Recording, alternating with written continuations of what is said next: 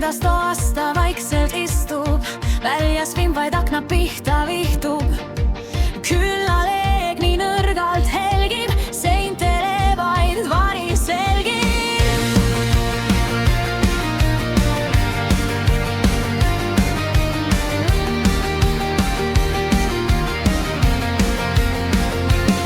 Sõrmed külmad kahvatud, helid pikad lõputud.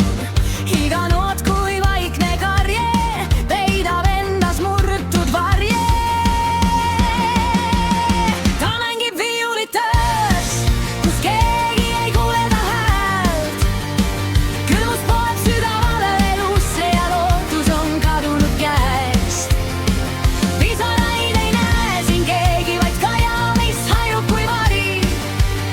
Ta mängib kuni kustub leek ja enda endasse varjab.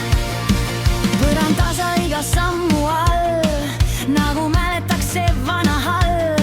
Vaiksed sosinad nurkades, kadunu lood on varjudes. Silmis pole enam sära, vaid väsimus, mis murdis ära. Aga viiul räägib veel lugu, mida ei mõista veel.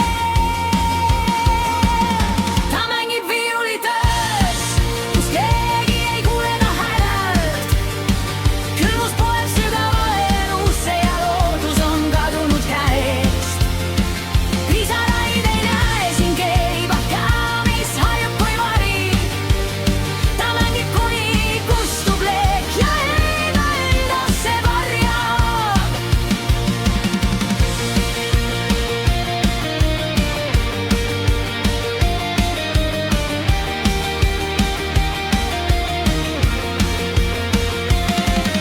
Kas keegi kuuleb seda viisi, mis hajub pimeduse riisi, või jääb ta igavesti siia, kus valgus enam